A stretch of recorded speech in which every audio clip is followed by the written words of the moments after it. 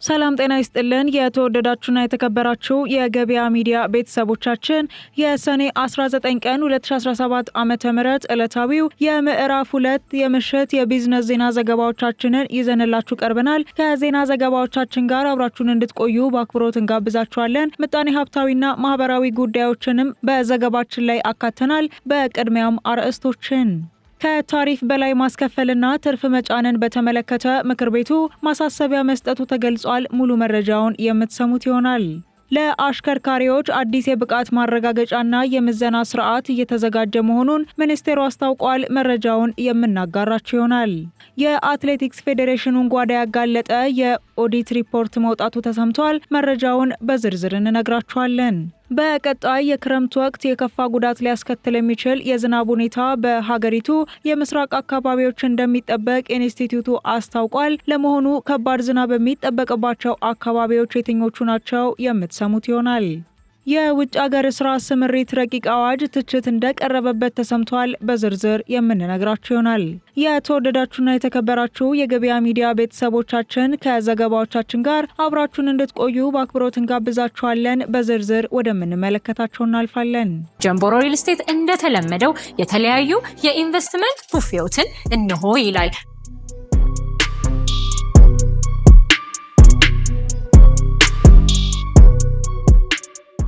ቶሎ ምረከበው ካሉ በ8 ወር የሚረከቡት በቦሌ ቡልቡላ ቆንጆ ሳይት አለ።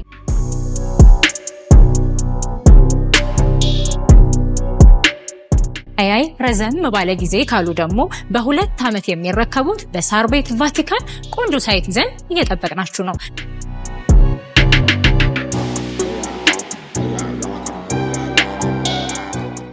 ለበለጠ መረጃ በታች ባለው ቁጥር ይደውሉልን። እናመሰግናለን። ጀምቦሮ ሪል ስቴት በጊዜ ግቡ። ኢትዮጵያ በጨርቃ ጨርቅ ኢንዱስትሪው ከአጎዋ ገበያ ያጣችውን የገበያ ትስስር ለመፍጠር እየሰራች መሆኑ ተገለጸ። የአፍሪካ ሀገራት ምርታቸውን ከቀረጥ ነጻ ወደ አሜሪካ ገበያ እንዲያስገቡ ከሚፈቅደው የቀረጥ ነጻ እድል አጎዋ መሰረዛቸውን ተከትሎ በኢትዮጵያ ጨርቃ ጨርቅና የቆዳ ውጤቶች ላይ ያሳደረውን ጫና ለማሻሻል የአፍሪካ ነጻ የንግድ ቀጠና ለመጠቀም እየተሰራ መሆኑን የንግድና ቀጠናዊ ትስስር ሚኒስቴር አስታውቋል። የንግድና ቀጠናዊ ትስስር ሚኒስቴር የህዝብ ግንኙነት ና ጉዳዮች ዳይሬክተር ወንድሙ ፍላቴ እንደተናገሩት በአፍሪካ ነጻ የንግድ ቀጠና ምርቶችን በማካካስ ከፍተኛ ጥቅም ለማግኘት እየተሰራ እንደሚገኝና በአፍሪካ ነጻ የንግድ ቀጠና 55 ሀገራት አንድ የጋራ ገበያ በመፍጠር አፍሪካውያንን በንግድ ማስተሳሰርና የገበያ ትስስር እንዲኖር በተፈረመው መሰረት ከገበያው ተጠቃሚ ለመሆን እየተሰራ እንደሆነ ገልጸዋል።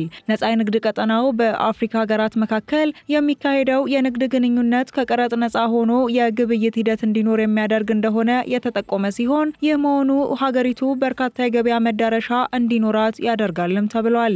እስካሁን ሀገሪቱ የምታመርተው ምርት ወደ መካከለኛው ምስራቅና የአውሮፓ ሀገራት ብቻ መሆኑንና ከአፍሪካ ሀገሮች ጋር ያለውን የግብይት ሂደት ከፍ የሚያደርግ መሆኑም ተገልጿል። በተጨማሪም ለግብርና ምርትና ለኢንዱስትሪ ምርቶች እሴት ጨምሮ ለመላክ ከፍተኛ አስተዋጽኦ እንዳለው በመግለጽ የገበያ መዳረሻዎች እንዲስፋፋ መደረጉን የውጭ ምንዛሪ ገቢም ከፍተኛ እንዲሆን ያደርጋል በማለት ለአሃዱ ሬዲዮ ገልጸዋል።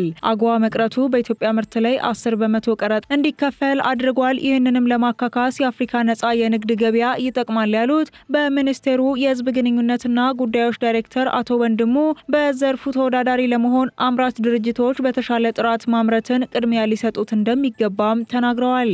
በተሳታፊ ሀገራት ብዛት በዓለም ትልቁ የሆነው ነጻ የንግድ ቀጠና 55 ሀገራትን በማሳተፍ ከ1.3 ቢሊዮን በላይ ዜጎችን ያስተዳድራል። እንደ አውሮፓውያን አቆጣጠር በ2019 አህጉራዊ ስምምነቱን ከፈረሙ ግንባር ቀደም ሀገራት አንዷ የሆነችው ኢትዮጵያ ስምምነቱን ካጸደቀች ከ6 ዓመታት በኋላ ከሰኔ 24 ቀን 2017 ዓ.ም ጀምሮ የንግድ ልውውጥ እንደምትጀምር የንግድና ቀጠናዊ ትስስር ሚኒስቴር ካሳሁን ጎፌ ባሳለፍነው ሳምንት ማስታወቃቸው የሚታወስ ነው። ኢትዮጵያ ሶስተኛውን የመሬት ምልከታ ሳተላይት እያለማች መሆኑ ተገለጸ። ኢትዮጵያ በቆይታ ጊዜዋና በመረጃ መሰብሰብ የተሻለ አቅም ያላትን ሶስተኛዋን የመሬት ምልከታ ሳተላይት እያለማች መሆኑን የኢትዮጵያ ስፔስ ሳይንስና ጂኦስፓሻል ኢንስቲትዩት አስታውቋል። ኢትዮጵያ ከዚህ ቀደም ኢቲአርኤስኤስ 01 እና ኢቲስማርት አርኤስኤስ የተሰኙ ሁለት የመሬት ምልከታ ሳተላይቶችን ከቻይና የሳተላይት ማስወንጨፊያ ጣቢያ ወደ ህዋ መላኳ የሚታወስ ነው። እንዲሁም ጠቅላይ ሚኒስትር ዶክተር አብይ አህመድ ኢትዮጵያ ኢቲአርኤስኤስ 02 የሚል ስያሜ የተሰጣትን ሶስተኛውን የመሬት ምልከታ ሳተላይት በቅርቡ እንደምታመጥቅ መግለጻቸው ይታወሳል። የኢትዮጵያ ስፔስ ሳይንስና ጂኦስፓሻል ኢንስቲትዩት ዋና ዳይሬክተር አብዲሳ እንደገለጹት ኢንስቲትዩቱ የተለያዩ የሳተላይት መረጃዎችን በማደራጀትና በመተንተን ለሀገር ጥቅም እንዲውል እየሰራ እንደሚገኝና ከዚህ ቀደም ሁለቱ ሳተላይቶች በተቀመጠላቸው ጊዜ የተሰጣቸውን ተልዕኮ መላካቸውን ተናግረዋል። ከሳተላይቶቹ የተገኙት መረጃዎችም ለግብርና፣ ለቱሪዝም፣ ለመሬት አስተዳደር፣ ለተፈጥሮ ሀብት፣ ለአደጋ ስጋት ቅነሳና ለሌሎች ስራዎች በግብዓትነት መዋላቸውን ዳይሬክተሩ አመላክተው ተቋማትም የወሰዷቸውን መረጃዎች ጥናትና ምርምርን ጨምሮ ለተለያዩ ስራዎች እየተጠቀሙበት እንደሚገኙ ገልጸዋል። ሶስተኛውን የመሬት ምልከታ ሳተላይት ከ12 እስከ 18 ወራት ባለ ጊዜ ውስጥ ለማምጠቅ ዝግጅት እየተደረገ መሆኑንና የሳተላይት ቁጥር መጨመር የመረጃ ግኝትና ወቅታዊነቱም ጭምር እያደገ እንደሚሄድ ዋና ዳይሬክተሩ አስታውቀዋል። በተለይም ሶስተኛዋ የመሬት ምልከታ ሳተላይት ቀደም ሲል ከነበሩት የተሻለ አቅም ያላት የቆይታ ጊዜዋም ከፍ ያለና የተሻለ መረጃ መስጠት የሚያስችል አቅም ያላት ስለመሆኑም ተጠቁሟል። ከታሪፍ በላይ ማስከፈልና ትርፍ መጫንን በተመለከተ ያለው ችግር እንዲቀረፍ ምክር ቤቱ አሳሰበ።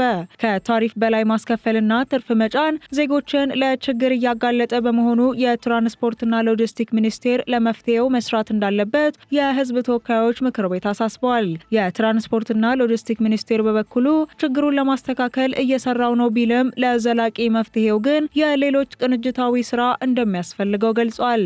የሕዝብ ተወካዮች ምክር ቤት የትራንስፖርትና ሎጂስቲክ ሚኒስቴርን የ2017 በጀት ዓመት የ11 ወራት እቅድ አፈጻጸም በዛሬው ዕለት የገመገመ ሲሆን ይህንን በተመለከተም የምክር ቤት አባላት ከከተሞች ወደ ገጠሩ የሀገሪቱ አካባቢ እንቅስቃሴ የሚበዛባቸው መናኸሪያዎች ወይም ተርሚናሎች ደረጃቸውን የጠበቁ ሊሆን እንደሚገባ አንስተዋል።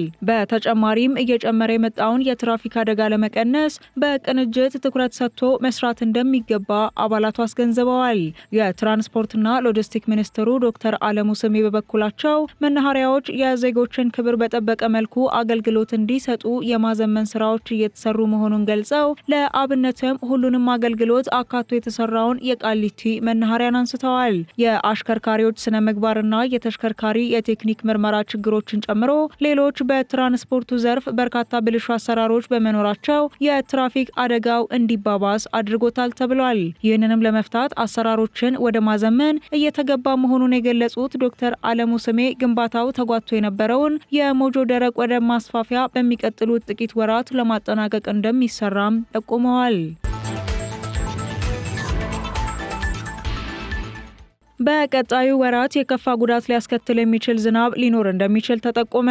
በሀገሪቱ የምስራቅ አካባቢዎች በተያዘው የክረምት ወቅት ቀጣይ ወራት የከፋ ጉዳት ሊያስከትል የሚችል የዝናብ ሁኔታ እንደሚጠበቅ የብሔራዊ ሜትሮሎጂ ኢንስቲትዩት ማስታወቁ ተሰምቷል። ቀደም ባሉ ዓመታት በድሬዳዋና ሌሎች ለጎርፍ ተጋላጭ በሆኑ አካባቢዎች ቀውስ ያስከተሉ የጎርፍ አደጋዎች አይነት ሊከሰት እንደሚችል ትንበያ መኖሩን ኢንስቲትዩቱ የጠቆመ ሲሆን አስፈላጊ የቅድመ ጥንቃቄ ስራ መሰራት እንዳለበትም አሳስበዋል። የዘንድሮ ክረምት ከፍተኛ የዝናብ ሁኔታና በጎርፍ አደጋ ሳቢያ ከፍተኛ ቀውስ የተመዘገበባቸውን እንደ ኢትዮጵያ አቆጣጠር 1998 እና 2010 ዓ.ም የነበሩትን ጊዜያት ይመስላል ተብሎ ይጠበቃል ሲሉ በኢንስቲትዩቱ የሶማሌ ክልልና አጎራባች አካባቢዎች የሜትሮሎጂ ትንበያና ቅድመ ማስጠንቀቂያ ዴስክ መሪ አቶ አሸናፊ ሙሉነህ መናገራቸውን ከጀርመን ድምጽ የተገኘው መረጃ ያመላክታል።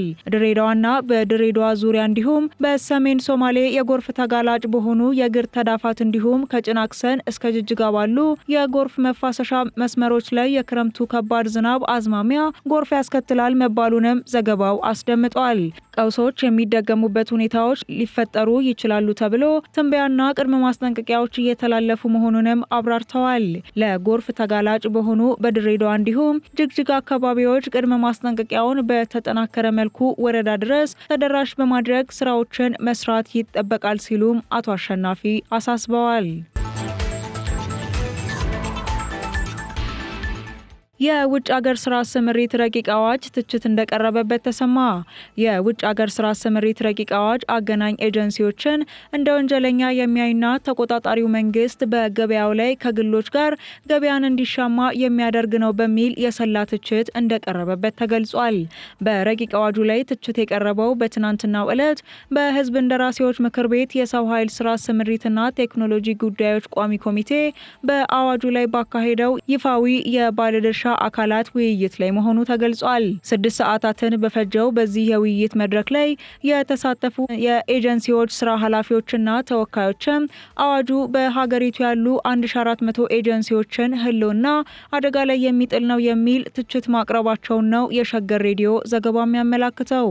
ሰራተኛ ምልመላን በተመለከተ አዋጁ ማንኛውም ወደ ውጭ ሀገር ስራ መሰማራት የሚፈልግ ዜጋ ምልመላ የሚከናወነው ከአንድ ማዕከል አገልግሎት ጀምሮ በተዘረጋው የኢትዮጵያ ስራ ገበያ መረጃ ስርዓት በኩል መሆን እንዳለበት ይደነግጋል። ይህንን አስመልክቶም ሀሳባቸውን የሰጡት አቶ ሚፍታህ አብዶ የተባሉ የውይይቱ ተሳታፊ አዋጁ አደገኛ መሆኑን ተናግረው ፍቃድ ሰጪው አካል በቀጥታ በገበያው ላይ እንዲሳተፍ የሚያደርግ ነው ብለዋል።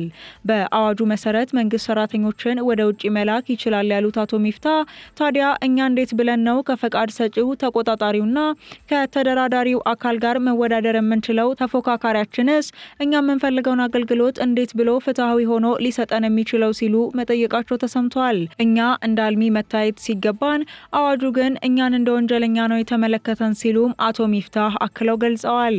ሌላው የሰላ ትችት የቀረበበት የአዋጁ ክፍል ስለ ዋስትና ገንዘብና ኢንሹራንስን በተመለከተ በተደነገገው ላይ ሲሆን በአዋጁ መሰረት ማንኛውም ኤጀንሲ ለሰራተኛው መብት ክብርና ደህንነት ዋስትና ማስከበሪያ የሚውል ገንዘብ በዶላር ወይም ተመጣጣኙን የኢትዮጵያ ብር በሚኒስቴሩ የባንክ ሂሳብ ቁጥር ማስቀመጥ እንዳለበት ይገልጻል። በዚህ ጉዳይ ላይ ሀሳባቸውን ከሰጡት ውስጥ አንዱና ለበርካታ ዓመታት በዘርፉ ላይ እንደቆዩ የተናገሩት አቶ ሽመልስ አበበ ይህ የዋስትና ገንዘብ የተጋነነ መሆኑንና አቅማችንን ያገናዘበ እንዲሆን ቢያንስ ለምን ከጎረቤት ሀገራት ተሞክሮ መውሰድ አልተቻለም ሲሉ ጠይቀዋል። የህዝብ ተወካዮች ምክር ቤት ሰኔ 5 ቀን 2017 ዓ.ም ባካሄደው 36ኛ መደበኛ ስብሰባ የውጭ ሀገር የስራ ስምሪት ረቂቅ አዋጅን መርምሮ ለሰው ሀብት ልማት ስምሪትና ቴክኖሎጂ ጉዳዮች ቋሚ ኮሚቴ በሙሉ ድምጽ የመራ ሲሆን ረቂቅ አዋጁ ኤጀንሲዎች ከሚያስመዘግቡት ካፒታል በተጨማሪ በስራና ክህሎት ሚኒስቴር የባንክ ሂሳብ ተቀማጭ የሚሆን የዋስትና ገንዘብ እንደ ደረጃቸው ልዩነት እንዲያስቀምጡ የሚያስገድድ እንደሆነና በዚህ ደረጃ አንድ ፈቃድ ያለው ኤጀንሲ $250,000 ዋስትና እንዲያስቀምጥ እንደሚደነግግ መገለጹን መዘገባችን ይታወሳል። ለአሽከርካሪዎች አዲስ የብቃት ማረጋገጫና የምዘና ስርዓት እየተዘጋጀ መሆኑን የትራንስፖርትና ሎጂስቲክ ሚኒስቴር አስታወቀ። ከዚህ በተጨማሪ አዲሱ ሰሌዳ ስራ ላይ ሲውል የተሽከርካሪ ስርቆት እንደማይኖርም ሚኒስቴር መስሪያ ቤቱ አስታውቋል። ይህ የተባለውም ሚኒስቴር መስሪያ ቤቱ አሽከርካሪነት እስካሁን የታወቀና የተደነገገ የስራ መደብ እንዳልነበረው ለምክር ቤት የ2017 በጀት ዓመት የ11 ወራት የዕቅድ አፈጻጸም በቀረበበት ወቅት ነው። በዚህም እንደ ሀገር ከሚደርሱ የትራፊክ አደጋዎች 70% በአሽከርካሪዎች ችግር የሚከሰት መሆኑን የትራንስፖርትና ሎጂስቲክ ሚኒስትር ዶክተር አለሙ ስሜ ተናግረዋል። ስለሆነም ችግሩን ለመቀነስ ዘርፉን እንደ ማንኛውም ዘመናዊ ሙያ ቆጥሮ ማደራጀትና ማሰልጠን ያስፈልጋል ብለዋል። በዚህም ስራና ክህሎትን መሰረት ያደረገ አሰራርና አዲስ ካሪኩለም ተሰርቶ መጠናቀቁን ገልጸው አሁን ላይ ሚኒስቴር መስሪያ ቤቱ ከስራና ክህሎት ሚኒስቴር ጋር በመሆን አዲስ የብቃት ማረጋገጫና የምዘና ስርዓት በማዘጋጀት ላይ እንደሚገኝ ተናግረዋል። ዶክተር አለሙ አክለውም በአዲሱ አሰራር የፋይዳ ምዝገባን ጨምሮ ሰሌዳን መቆጣጠሪያ ስርዓት በወጥነት ስለሚተገበር የተሽከርካሪ ስርቆት ይቀንሳል ብለዋል። በሌላ በኩል ሰሞኑን የትራንስፖርትና ሎጂስቲክ ሚኒስቴር የሙያ ብቃት ምዘና ማረጋገጫ ያልያዘ ማንኛውም አሽከርካሪ ማሽከርከር እንደማይችል ገልጾ እንደነበር በገበያ ሚዲያ የዜና ወጃችን ወደ እናንተ ማድረሳችን አይዘነጋም። በዚህም ከያዝነው ዓመት ጀምሮ በሀገር አቀፍ ደረጃ የአሽከርካሪዎች የሙያ ብቃት ምዘና እንደሚጀመርም ተገልጿል። የብቃት ምዘናውን መስጠት ያስፈለገው ደግሞ 83 በመቶ በሀገሪቱ እየደረሰ የሚገኘውን የትራፊክ አደጋ ከአሽከርካሪዎችና ተሽከርካሪዎች ጋር የሚያያይዝ በመሆኑ ነው ተብሏል። ይህንን ተከትሎም በዚህ ዓመት ምዘናው ስራ ላይ ባሉ አሽከርካሪዎች እንደሚጀመር የተነገረ ሲሆን በዚህም በህዝብና ደረቅ ጭነት ከ1 እስከ 3 ባሉ ደረጃዎች እንዲሁም ለፈሳሽ 1 እና 2 አሽከርካሪዎች የሙያ ብቃት ምዘና እንደሚሰጥ መገለጹ ይታወሳል። ፌዴሬሽኑ ከአዳዲስ ኩባንያ ጋር በተያያዘና ከዶላር ሂሳብ ጋር በተያያዘ ጉድለቶች እንዳሉበት ተገለጸ። የፌዴራል ዋና ኦዲተር የኢትዮጵያ አትሌቲክስ ፌዴሬሽንን የስራ አፈጻጸምና የ2016 በጀት ዓመት የሂሳብ እንቅስቃሴዎችን ኦዲት አድርጓል። የኦዲት ሪፖርቱ ሰሞኑን በህዝብ ተወካዮች ምክር ቤት የቀረበ ሲሆን የፌዴራል ዋና ኦዲተር መሰረት ዳምጤ ፌዴሬሽኑ በተለይ ከአዳዲስ ኩባንያ ጋር በተያያዘና ከዶላር ሂሳብ ጋር ያጋጠሙ ጉድለቶችን ማቅረባቸው ተሰምቷል። ፌዴሬሽኑ ከአዳዲስ ስፖርት ካምፓኒዎች ጋር እንደ አውሮፓውያን አቆጣጠር ከጃንዋሪ 1 2013 እስከ ዲሴምበር 31 2020 ድረስ የስፖንሰርሺፕ ስምምነት ማድረጉን ወይዘሮ መሰረት አስታውቀዋል። በተደረገው ኦዲት ፌዴሬሽኑ በገባው ውል መሰረት ከአዳዲስ ካምፓኒ ለሚገቡ ትጥቆች ፌዴሬሽኑ የትራንዚትም ሆነ ሌሎች ተያያዥ ወጪ ሳያወጣባቸው እንደሚያቀርብ የተጠቀሰ ቢሆንም ፌዴሬሽኑ ግን ከአዳዲስ ካምፓኒ የመጡ ትጥቆች ለትራንዚትና መጋዘን ወጪ ከ2014 ዓ.ም እስከ 2016 ዓ.ም በድምሩ ከ3 ሚሊዮን 588 ሺህ ብር በላይ መክፈሉን ተረጋግጧል ተብሏል። ከዚህ ውስጥ 1 ሚሊዮን 835,882 ብሩ ለምን ጉዳይ እንደተከፈለ ማስረጃ እንዳልቀረበም ተገልጿል። በተጨማሪም በየዓመቱ በስልጠና ፕሮጀክቶች ስር ለሚገኙ ለ1200 ታዳጊ አትሌቶች 11 አይነት ትጥቆች እንደሚላክላቸው በውል ቢቀመጥም ፌዴሬሽኑ ግን የሚልካቸው የትጥቅ አይነቶች 6 ብቻ መሆናቸውን ዋና ኦዲተሯ ገልጸዋል።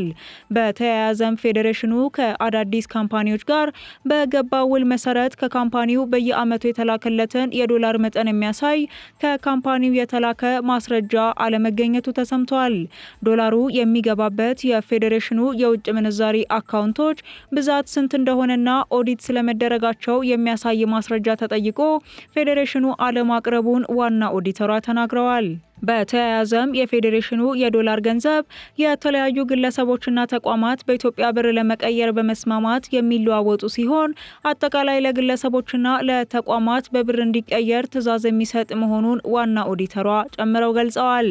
ዶላሩ ወደ ብር ከተቀየረ በኋላ በህጋዊ ደረሰኝ ወደ ፌዴሬሽኑ አካውንት ገቢ ስለመደረጉ ወይም በተሰብሳቢ መልክ ስለመያዙ ሪፖርት አለመቅረቡም ነው የተገለጸው። የተወደዳችሁና የተከበራችሁ የገበያ ሚዲያ ቤተሰቦቻችን የሰኔ 19 ቀን 2017 ዓ.ም ዕለታዊው የምሽት የምዕራፍ 2 የቢዝነስ ዜና ዘገባዎቻችን ቀደም ሲል የተከታተላችሁትን ይመስላል። አብራችሁን ስለቆያችሁ እናመሰግናለን። ከቀሪ የገበያ ሚዲያ መረጃዎች ጋር መልካም ምሽት ይሁንላችሁ። ጀምቦሮ ሪል ስቴት እንደተለመደው የተለያዩ የኢንቨስትመንት ቡፌዎችን እንሆ ይላል።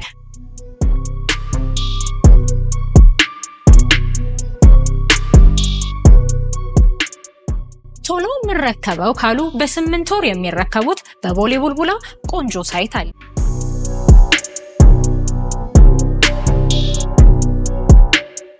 አይ ረዘም ባለ ጊዜ ካሉ ደግሞ በ2 ዓመት የሚረከቡት በሳር ቤት ቫቲካን ቆንጆ ሳይት ይዘን እየጠበቅናችሁ ነው።